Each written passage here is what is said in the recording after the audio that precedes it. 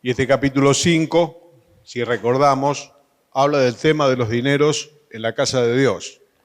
Dios, a través del apóstol Pablo, le da enseñanzas a Timoteo de cómo se deben de manejar los dineros en la casa de Dios.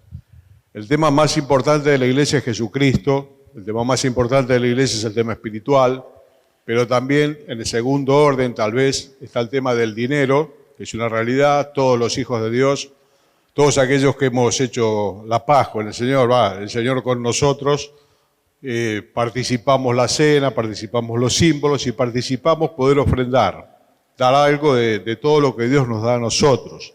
Y siempre es aconsejable que las personas que nos visitan no participen de los símbolos porque no significan nada para ellos. Si no han tenido un encuentro con el Señor y han hecho realmente la paz por la sangre de la cruz, no hay a quien recordar, no tiene mayor sentido, ni tampoco poner dinero en la ofrenda que recogemos los hijos de Dios. Para que nadie se confunda pensando, bueno, yo puse un dinero, me siento bien. Yo tenía un compañero de trabajo, me decía, bueno, no, yo cada tanto voy a un determinado lugar, llevo un dinero, yo creo que con Dios estoy bien. No, si la salvación se solucionase con dinero, por demás murió Cristo, ¿no? La sangre del Señor Jesucristo nos limpia de todo pecado. El otro calma la conciencia de quien pone dinero. Por eso es aconsejable que no ponga dinero. Dios no lo precisa, normalmente la iglesia tampoco. Así que, pero los dineros están en la iglesia y veíamos el otro día que tiene varios lugares donde se dirigen los dineros que se colectan en la cena del Señor o algún otro día, de alguna otra forma. Estuvieron hablando el jueves pasado de las viudas. Las viudas en el tiempo bíblico, aquellas que no tenían familia, que no tenían hijos, dice las viudas que en verdad lo son, estaban totalmente desamparadas, realmente desamparadas. Muerto su esposo, si no tenían hijos, no había ningún tipo de obra social, ningún tipo de acción social, ya tenían una edad donde no podía trabajar. Por lo tanto, aquellas que eran cristianas, que eran del Señor, manda el Señor que sean puestas en una lista para ser sostenidas por la iglesia, para que parte de los dineros se canalicen en la necesidad de las viudas. Decía viudas que en verdad lo son, porque algunas tienen familia. Dice, si tienen familia, que aprenda la familia a ser generoso con ellos y no sea grabada la iglesia. Entonces estaba claro que el dinero era para viudas que en verdad lo son, que esperan en Dios, que no tienen otro recurso, son del Señor. La iglesia tiene que cuidar de esas mujeres que no tendrían otra manera de ayuda. En general se habla de las necesidades de los santos en el destino de los dineros. Tiene que ver con necesidades puntuales también que algún hermano pueda tener. A veces surgen imprevistos en la vida de alguno de nosotros, como la muerte de un ser querido, y hay que afrontar los gastos de un funeral. Yo suelo preguntar aparte a la persona, al familiar, si acaso tiene el dinero para poder solventar eso, que a menudo toma de sorpresa y los dineros no están. Bueno, allí la iglesia está presente. La iglesia no presta plata, plata prestan los bancos. La iglesia lo que hace son ofrendas. La ofrenda a la viuda es algo que va y no tiene retorno. Las ofrendas que se hacen a los hermanos en necesidad tampoco tienen retorno. Entonces, cuando algún hermano tiene una necesidad, una hermana que es puntual, que realmente amerita, la iglesia lo que hace es suplir ese dinero para que esta persona no esté en angustia, no esté en estrechez. Para eso estamos todos nosotros, que somos el cuerpo de Cristo, para asistir al miembro que está en problemas. Así que ahora va a hablar, en el verso 17, que vamos a leer, de otro destino que llevan los dineros, que tiene que ver con los obreros de la casa de Dios. Leemos el versículo 17, que después de hablar de las viudas, se refiere a los pastores. Dice, los ancianos que gobiernan bien sean tenidos por dignos de doble honor, mayormente los que trabajan en predicar y enseñar, pues la Escritura, el Antiguo Testamento, dice, no pondrás bozal al buey que trilla, y digno es el obrero de su salario. Contra un anciano, contra un pastor, le dice Pablo a Timoteo, no admitas acusación, sino con 2 o 3 testigos. A los que persisten en pecar, repréndelos delante de todos, para que los demás también teman. Te encarezco delante de Dios y del Señor Jesucristo y de sus ángeles escogidos, que guardes estas cosas sin prejuicios, no haciendo nada con parcialidad. No impongas con ligereza las manos a ninguno, ni participes en pecados ajenos, consérvate puro. Ya no bebas agua, sino usa de un poco de vino por causa de tu estómago y de tus frecuentes enfermedades. Los pecados de algunos hombres se hacen patentes antes que estos vengan a juicio, mas a otros se le descubren después. Asimismo se hacen manifiesta las buenas obras, y las que son de otra manera no pueden permanecer ocultas. Bueno, veíamos recién entonces que parte de los dineros que colectaba la iglesia se dirigía a los necesitados, a los huérfanos, pero bueno, hermanos que tienen alguna necesidad puntual. Y acá habla de los pastores. Dice los ancianos que gobiernan bien. Hace la aclaración de que gobiernan bien. Y uno se hace la pregunta si acaso puede haber pastores que gobiernan mal. Los pastores, entre otras tareas, tienen la tarea de gobernar la iglesia. Son la autoridad que Dios ha puesto en la iglesia para conducir el pueblo de Dios. Eso es gobierno. Además, tienen el trabajo, algunos, de predicar y enseñar. No todos los pastores se dedican a la predicación pública o a la enseñanza pública. Sí tienen que ser aptos para enseñar a cualquier persona que le pide un consejo abajo, tener conocimiento bíblico. Pero bueno, algunos tienen don de misericordia, otros de gobierno, distintas capacidades que Dios le ha dado. No todos los ancianos tienen ministerio público de la palabra. Pero aquellos que capacitó el Señor y lo tienen, acá se les recomienda que sean tenidos en cuenta porque estaban dedicados a esa tarea. Cuando dice los ancianos que gobiernan bien, le decía, uno se pregunta si acaso puede haber ancianos que gobiernan mal. Si especifica que gobiernan bien es porque puede haber ancianos que gobiernan mal la iglesia, y en muchos casos, lamentablemente, esto es verdad y lo sufre la iglesia. Todo mal gobierno lo sufre el pueblo, tanto en lo secular como en lo eclesiástico. En lo secular, en el mundo, cuando el gobierno es malo, lo padecen los habitantes del país. En la iglesia, cuando el gobierno es malo, porque gobierna mal el anciano, lo cual puede ser. Ahí en 3 Juan está la historia de uno que se llamaba Diótrefes, era realmente un problema. Pero, por la gracia de Dios, los hay aquellos que gobiernan bien, que tienen una buena gestión de gobierno sobre el pueblo de Dios. Y acá se dan algunas instrucciones después también para ellos. Pero esta primera dice, los ancianos que gobiernan bien sean tenidos por dignos de doble honor. ¿Qué significa? En primer lugar, la honra que se le debe por el trabajo que ellos hacen. Dice que los tengamos en estima, dice la Biblia, que oremos por ellos, que los tengamos en estima a causa de su obra. Es una tarea difícil, Dios da la sabiduría, Dios da la capacidad, pero no es sencillo. La ocupación es de todo el día, estar dispuesto, el pastor, como el médico, está dispuesto las 24 horas del día, los 7 días de la semana. No siempre es un trabajo reconocido. Pablo dice, yo voy a gastar lo mío y me voy a gastar yo también, aunque amándolos más he amado menos.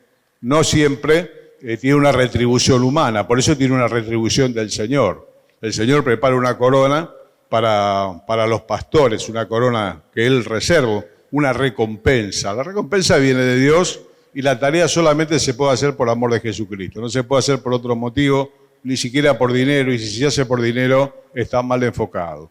Entonces, aquellos que gobiernan bien sean tenidos por dignos de doble honor. Por un lado, la estima por el trabajo que hacen, el respeto, y por otro lado, el dinero, que en muchos casos es el sustento para aquellos que dedican todo el tiempo a la obra de Dios.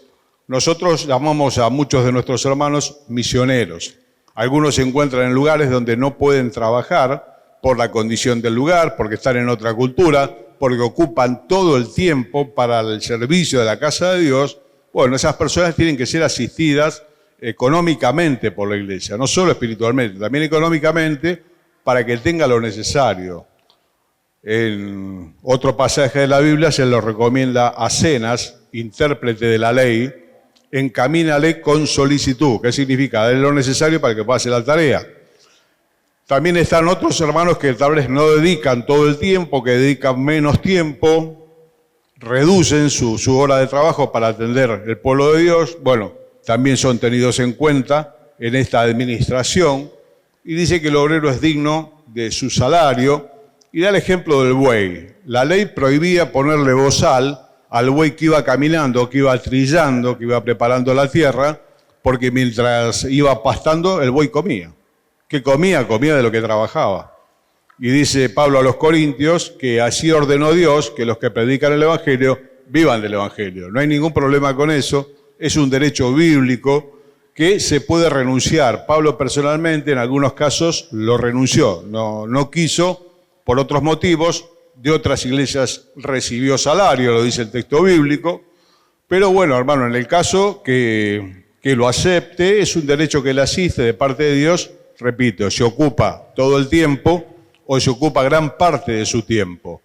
Pablo por momentos dedicaba gran parte de su tiempo hacia algunas tiendas de campaña, trabajaba de eso, por momentos estaba todo el tiempo navegando, dedicado a la obra de Dios. Es responsabilidad de la iglesia sostener a estos obreros, hermanas obreras que también trabajan, son misioneras, que están abocadas a la tarea. Es responsabilidad, y acá le recomienda Pablo a Timoteo que lo tenga presente. Las viudas que en verdad lo son, los obreros que trabajan en la obra todo el día o un poco menos. Da el ejemplo del buey, que está en la ley, y después da otro consejo más que tiene que ver con los ancianos pastores. Por un lado, la posibilidad de asistirles económicamente. Por otro lado, dice, contra un anciano, contra un pastor, no admitas acusación, sino con 2 o 3 testigos. El ancianato, el pastorado, muchas veces es blanco de la difamación. Es muy común que a veces se hable mal de los siervos de Dios. Dios quiera que siempre sea mentira, que nunca sea cierto, ¿no? Siempre se habla de los pastores, a mí me preocupa que lo que dicen sea cierto. Si no es cierto, hay que acostumbrarse a que esas cosas pasen, porque son muy comunes en todas las iglesias. En todas las iglesias se habla de la tarea del pastor, de los pastores, si lo hicieron bien, si lo hicieron mal, esto, aquello, cómo se peina, cómo va, cómo viene. Bueno, es parte del oficio. El que no esté dispuesto a aguantar esa crítica tiene que vender helados. Que no va a tener ningún problema, lo va a querer todo el mundo y todos lo van a llamar. Entonces es una tarea que no siempre tiene el reconocimiento que se debiera y a veces puede ser objeto de difamación, porque el diablo busca difamar al siervo de Dios. Y la difamación es muy grave porque si se dice algo serio acerca de él, que no sea honesto en sus negocios, que no sea honesto en el trato con las personas, esto es algo muy serio, que, por decirlo de una manera que se entienda, pinta de negro la persona del siervo de Dios. ¿Puede ser que sea cierto? Puede ser. Y puede ser que sea mentira, puede ser también, y después de la pintada de negro no lo levanta nadie. La honra de esa persona queda por el piso, ya no se lo escucha como antes, no se le tiene en estima como antes por lo que se está diciendo. Por eso cuando surge cualquier acusación contra un pastor, un anciano, hay que hacer fe con 2 testigos por lo menos. No testigos que digan, sí, a mí me lo contaron. No, tienen que ser testigos del hecho. Tienen que decir, nosotros hemos visto al pastor en esta situación, tal vez con una mujer que no corresponde, el manejo de dineros, en lo que sea. Tiene que haber testigos oculares de lo que se está diciendo. No vale el corrillo, no vale para nadie el corrillo. A veces deben decir, a mí me parece que fulanito no sé en qué anda, aunque no sea pastor. Si no sabes en qué anda, no lo digas. Si no te consta fehacientemente, no lo digas, porque la gente, después de que vos lo digas, no lo va a volver a mirar de la misma manera, sea pastor, no sea pastor, sea diácono, sea quien sea. A todos nos hace mal que hablen mal de nosotros mintiendo, aunque el Señor dice que somos bienaventurados. Lo cierto es que a nadie le gusta, ¿no? Entonces, cuando algo no nos consta, hermanos, es bueno callar. A veces, pero yo estoy casi seguro que sí. Si no estás seguro y no es fehaciente, no lo digas. Y si no hay otro testigo más, por lo menos que haya visto lo mismo que vos, es mejor no decir nada, porque la lengua es una herramienta que hace mucho daño. y puede generar mucho daño en el liderazgo de la iglesia. Cuando el liderazgo de la iglesia cae en descrédito, la iglesia queda desgobernada. Es un problema. Por eso, así como por un lado hay que reconocer a los que gobiernan bien y trabajan en el ministerio de la predicación, por otro lado hay que protegerlos de la difamación, y si no hay testigos, realmente eso no se toma firme. Yo en mi tarea no lo tomo firme, ni que lo digan de un hermano. A mí me parece que este hermano o esta hermana, vos tenés testigos, ¿te consta? ¿Sí? No lo digas y no lo tomas. Pero mira que a mí me parece, hermano, sospecha no, el hecho tiene que ser concreto, cierto, con testigos. Dios quiera que quede claro, porque muchas veces se habla mal, no solamente de los pastores, se habla mal de algún hermano de la iglesia. Te repito, queda pintado de negro y sacarle la pintura de encima es muy complicado después.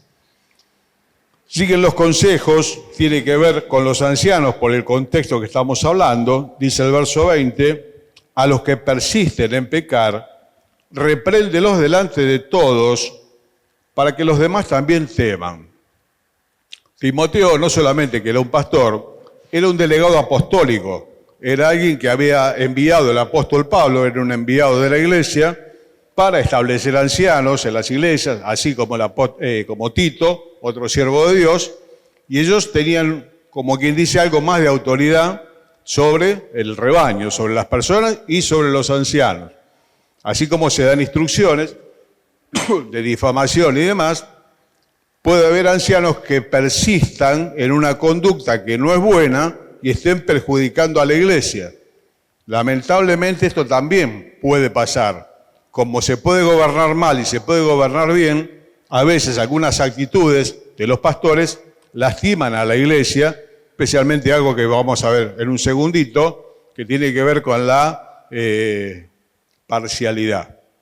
Cuando no es igual para todos, cuando hay destrato para con alguno, y cuando esto es algo repetido, y por ahí se le ha dicho ya una vez, mirá, me parece que no haces bien, tal vez un colega, otro pastor, le dice, mirá, parece que no haces bien en esto que estás haciendo, y persiste, y persiste, y persiste. Dice Timoteo, cuando es así, reprendelo delante de todos.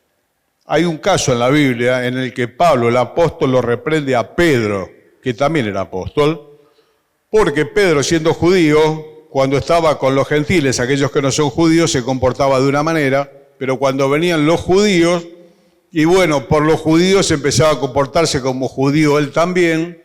Pablo dice, yo cuando vi esto, lo reprendí delante de todos porque era de condenar. Es una falsedad.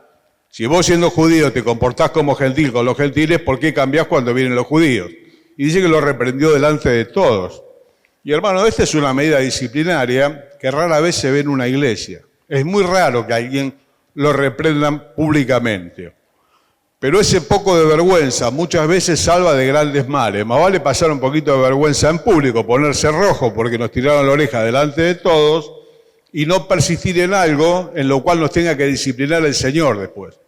Lo cual va a ser peor, hermano. Siempre conviene que nos disciplinen acá en la iglesia y que no tenga que ser el Señor el que nos discipline directamente, porque agotada todas esas instancias, la disciplina del Señor a veces es mucho más seria que la que puedan dar, muchas gracias, hija, que la que puedan dar los demás, que nos rodean.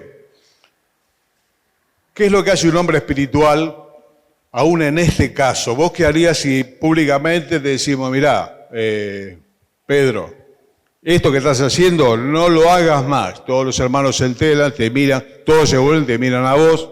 ¿Cómo te pones? Rojo. Bien. ¿Qué sería lo que uno puede guardar en el corazón para con esa persona que se lo dijo? Lo más probable que guarde es rencor.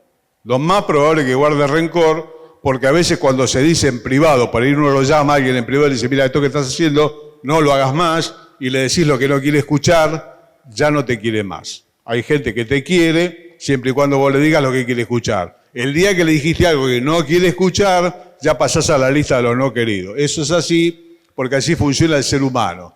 Pero la gente espiritual no lo toma de esa manera.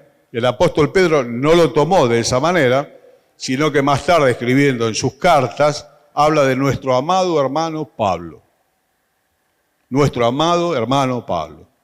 Y ese amado hermano Pablo es el que lo reprendió delante de todos y lo hizo pasar vergüenza a un hombre como Pedro, que es un principal entre los apóstoles. Pedro es una de las columnas de la iglesia junto con Juan y Jacobo, algunos más, y que podría decir, pero ¿cómo me decís vos a mí esto? Pero vos no sabés quién soy yo.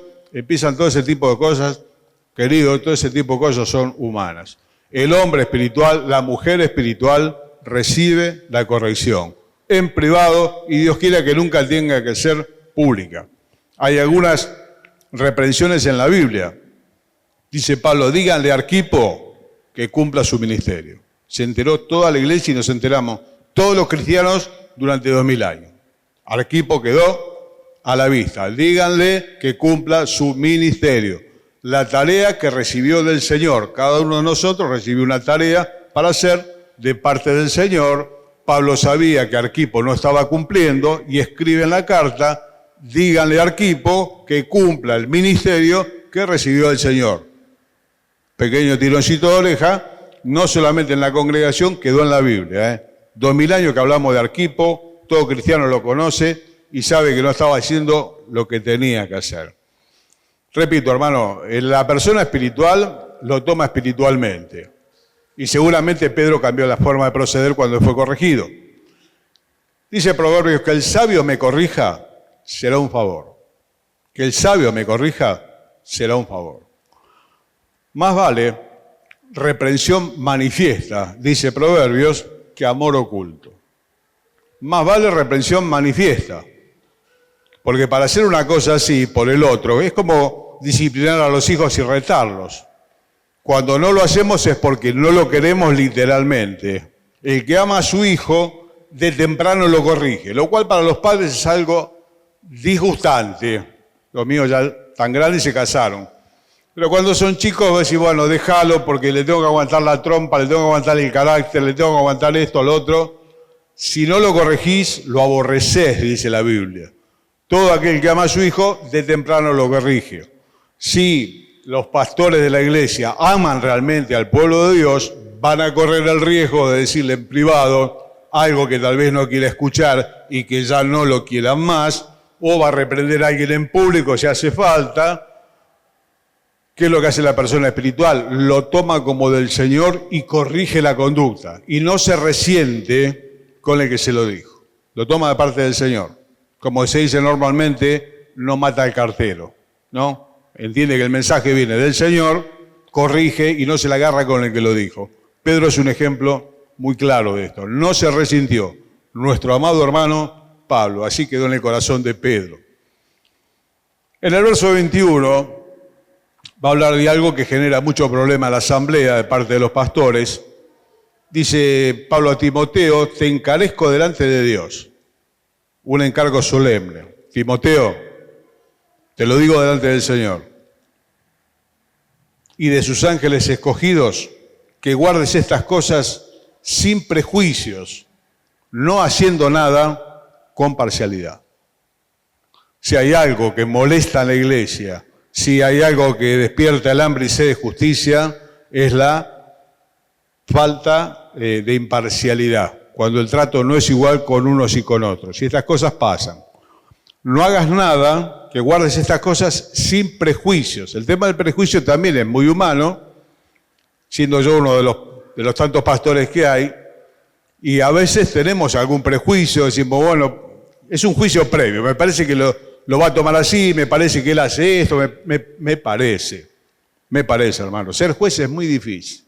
Siempre que veo alguna película de corte judicial que me gusta mucho, veo que la tarea de juez es muy difícil. Yo escucho a la defensa, me convence. Escucho al fiscal, me convence también. No sé qué haría si fuese juez, por lo tanto me dediqué a otra cosa. Es muy difícil. El juez se tiene que guiar por los hechos concretos, no se puede guiar por lo que dicen en televisión, no se puede guiar porque él le ve cara de no sé qué. Esos son prejuicios. Bueno, Pete tiene cara de no sé qué, como se habla de la aportación de rostro, ¿no? No, esa actitud que tiene no me gusta. Hermano, los hechos tienen que ser concretos. No hagas nada, Timoteo, con prejuicio. Déjalo de lado. Dice el Señor que el juicio se debe hacer con conocimiento de causa, ¿no? No con supuestos o cosas que a mí me parece. Y no hagas nada con parcialidad. A veces se hace diferencia porque tal vez es de mi familia, porque tal vez es un amigo, porque tal vez es una amiga, porque es alguien que me cae bien. Hay que tener mucho cuidado, hermano. Dios no hace acepción de personas y aquellos que lideran el pueblo de Dios de alguna manera, no debiéramos hacerlo tampoco. Aunque a veces alguno diga, la verdad te soy honesto, no me cae bien. No me cae bien, no me gusta, no sé qué, pero no me gusta. Habrá que orar y dejar el no me gusta de lado, porque el hombre mira lo que está delante de sus ojos, pero Dios mira el corazón.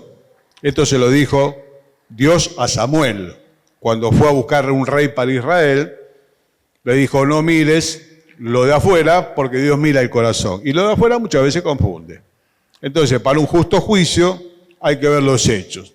Y no hacer nada con parcialidad. Hermano, esto es muy difícil en el liderazgo. Vuelvo a repetir, hay gente que nos agrada más que otra, dicho de una manera positiva, para no decir desagrada. Algunos nos agradan más que otros, no nos comportamos con uno como con otros, y el gobierno tiene que ser parejo, debiera ser parejo para toda la congregación. Le da otro consejo, después de esta aclaración de la parcialidad: no impongas con ligereza las manos a ninguno. 1. Ni participes en pecados ajenos. 2. Consérvate puro. ¿Qué es esto de imponer las manos? Es una costumbre de la iglesia que cuando se encomendaba a algún obrero, alguna tarea, como en Hechos capítulo 13, el primer viaje misionero de Pablo, cuando el Espíritu Santo dice aparten a Bernabé y a Saulo para la tarea que he encomendado, la iglesia, los otros ancianos de la iglesia, luego de haber orado y ayunado, pusieron las manos sobre ellos y los encomendaron a la obra del Señor. No es que la mano tenga algún poder, es un sinónimo de comunión. Al poner las dos manos sobre los hombros, es una forma de decir, estamos con vos en lo que vas a hacer, estamos respaldando lo que vas a hacer. Adelante con la tarea. Por eso acá lo que le dice es, no impongas con ligereza, rápidamente las manos a ninguno. Muchas veces para el pastorado la necesidad apremia y tenemos que cubrir algunos lugares. Y como hay que cubrir algunos lugares, me parece que fulanito o menganita. Acá dice que después de haber orado y ayunado. Se tomaron un tiempo, ¿eh? Dijo el Espíritu Santo, aparten a Bernabé y a Saulo, no es que a ellos les pareció. Igualmente oraron y ayunaron para estar completamente seguros y hacer esa encomendación. Porque encomendar a alguien en una tarea, dar una responsabilidad, parece redundancia, pero es una gran responsabilidad. A veces, como la necesidad premia y hay que cubrir algún lugar, tal o cual. Hermano, es un problema. Esto es un problema en las iglesias porque después se sufren las consecuencias de ese tal o cual que se lo puso ligeramente en una responsabilidad y después trae un montón de problemas a la iglesia. Por lo tanto, si la necesidad está, ¿qué tenemos que hacer? Orar al Señor de la mies que envíe obreros a su mies, ¿no? A la obra que envíe el Señor. Señor, necesitamos un maestro de escuela dominical, necesitamos un diácono, necesitamos lo que sea, pedirlo al Señor y ver que la persona tenga los requisitos. En el capítulo 6 de los Hechos hubo un problema doméstico que las viudas griegas se quejaron de que las viudas judías eran mejor atendidas en la repartición de alimentos que ellas. Como esto era un problema creciente porque viudas había muchas y había que sostener, entonces los apóstoles encomendaron a la congregación que traigan 7 hombres llenos de sabiduría, del Espíritu Santo, a quien encomendarle la tarea. Para repartir sopa, hermano. No estoy diciendo para predicarle a los chicos. Para repartir sopa, los alimentos, que dicho de paso, los alimentos sacan lo peor de nosotros, hermano. Si nos queremos conocer íntimamente, lo tenemos que ver cómo nos comportamos frente a la mesa de dulces o frente a los postres, lo que sea. Ahí viene el comportamiento animal, sale la avalancha adentro, ¿no? Bueno, es un tema delicado. Acá se quejaban que no eran tan bien atendidas como las judías y designan a 7 personas con estas condiciones espirituales. Si para repartir sopa tiene que tener estas condiciones espirituales, ¿qué será para cuidar la casa de Dios, la evangelización, tarea con los niños? A veces, bueno, ponemos a los chicos que les enseñen. No está mal que los chicos estén, chicos más grandes, en la enseñanza de niños, pero siempre es bueno que haya una persona mayor, con experiencia, habiendo vivido las cosas que enseña, y los jóvenes aprendiendo al lado de esa persona cómo se hace la tarea con niños. Porque un niño es una tabla de arcilla fresca. Lo que pongamos en la niñez, eso va a quedar por siempre en su corazón. A lo largo de los años hablé con mucha gente grande que me dice, yo recuerdo a mi maestra de escuela dominical, y normalmente eran mujeres grandes, tal vez de 40, 50, 60. Y estaban en eso, había mujeres más jóvenes también, porque la marca que se haga ahí queda para siempre. La Biblia dice, instruye al niño en su camino, y cuando fuere viejo, no se apartará de él. Así que cuando pensemos en alguien para la escuela dominical, y vamos a tener que pensar y orar y tal vez ayunar antes de hacer una designación y no hacerlo a la ligera, porque después nos puede traer más de un dolor de cabeza y decir, me parece que me apuré, no pusimos la persona indicada. Y repito, si para repartir sopa hacen falta cualidades espirituales, cuánto más para servicios que tienen que ver con cosas de mayor importancia, como son el alma de las personas. Entonces, no impongas con ligereza las manos a ninguno, no te apures, fíjate bien, no participes en pecados ajenos. Timoteo, vos tenés que estar mirando, no participes en pecados ajenos. ¿Qué significa esto, no? A veces, bueno, le queremos hacer como diciendo, bueno, compañía en esto. Si está caminando en una conducta que está mal, hay que decírselo, porque la manera que uno hace compañía con eso está participando en el pecado de otro. Siempre me acuerdo cuando voy a votar, el deber cívico, recuerdo, no participes en pecados ajenos, cierro los ojos y pongo el sobre, ¿no?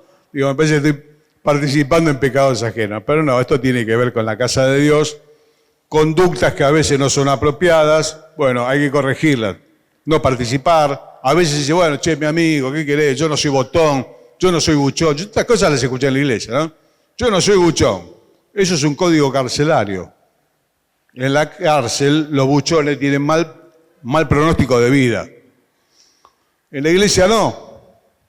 Por más que sea mi amigo, por más que sea mi familiar, si está haciendo mal, yo lo tengo que corregir o se lo tengo que decir a quien corresponda, porque si no yo estoy participando en pecados que son ajenos. Te voy a querer, te voy a acompañar, en esto no te voy a acompañar, no lo vas a hacer conmigo y hay que decirlo. Entonces, no impongas con ligereza las manos a ninguno, cuidado con las encomendaciones a responsabilidad y no participes en pecados ajenos, consérvate puro, al margen de todo este tipo de cosas. Acá hay un consejo que a mucha gente le gusta, a muchos hermanos, el 23. Dice, ya no bebas agua, sino usa de un poco de vino por causa de tu estómago y de tus frecuentes enfermedades. Era un remedio casero, el vino, y en este caso se lo recomienda para los problemas estomacales que tenía Timoteo y sus frecuentes enfermedades. Hay que notar que dice un poco de vino. Tal vez se hable de una copa de vino. No está en la Biblia prohibido beber vino. El problema es el exceso, porque en el exceso lo que hay es disolución, peleas. Hay gente que cuando toma un poquito de más, cambia la personalidad, hace lo que no conviene, dice lo que no tiene que decir. Por lo tanto, es bueno no dejarse dominar de nada, como dice el apóstol Pablo. Si la copa de vino no te hace mal, si esa latita de cerveza no te hace mal, tómalo, dale gracias a Dios. Bueno, acá se habla de vino, no se habla de cerveza, se habla de sidra también en la Biblia. Bien, un poco. ¿Está mal tomar vino? No está mal si es con medida y si no me hace mal.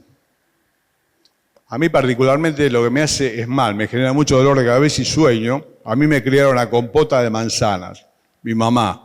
Así, 100 kilos como ves, compota de manzana. No tengo costumbre de tomar vino, tomo el vino de la cena. Y si tomás una copa con alguien, automáticamente me da sueño y dolor de cabeza. Así que no es una virtud, no tomo porque no me gusta. Pero hay hermanos que sí le gusta acompañar una comida con un vino. Y si lo hace con medida y si no cambia la situación, bueno, querido, dale gracias a Dios. Me parece que hoy para el estómago, acá está el médico, ¿no? Hay algunas cosas que también son mejores para los que no toman vino. Después le preguntamos a Juan Mariano. Bien, hermano, terminamos. Los pecados de algunos hombres se hacen patentes antes que vengan a juicio. Más a otros se les descubren después. Como diciendo, tened cuidado a quién pones, lo que estábamos diciendo recién, porque a algunos te das cuenta enseguida y a otros te das cuenta después. Y los que hacen lo bueno pasa lo mismo. ¿Qué significa? Tarde o temprano, todo se sabe. No hay nada oculto, dijo el Señor, que no haya de ser manifestado. Así que consejos diversos para las viudas, la responsabilidad de la iglesia, aquellas que en verdad lo son, que esperan en Dios, para los obreros de la casa de Dios, los que gobiernan bien la iglesia, los que trabajan el ministerio de la palabra, estos consejos acerca de no poner las manos a la ligera, las encomendaciones, la parcialidad. Bueno, hermano, estas cosas que estuvimos viendo. Son varios consejos para considerar. Algunos tienen que ver con los pastores. Dios nos dé pastores. Siempre oramos, algunos ya estamos grandes, pastores conforme a su corazón. Es una promesa que está en el libro de Jeremías. Dios le dijo al pueblo, yo les voy a dar pastores conformes a mi corazón, que los apacienten con sabiduría de Dios. Hay pastores más jóvenes, los hay de mediana edad y los hay con muchos años más. Es bueno que siempre los haya más jóvenes. Tener un renuevo en la iglesia y tener la visión de los tres. Los que ya tenemos muchos años, tenemos más pasado que futuro, es muy normal que miremos hacia atrás. Es muy normal. Los que están en la media vida, es muy normal que miren el presente. Y los más jóvenes, es muy normal que miren el futuro. Por lo tanto, cuando hay pastores de diversas edades, en el consejo pastoral es un muy buen complemento.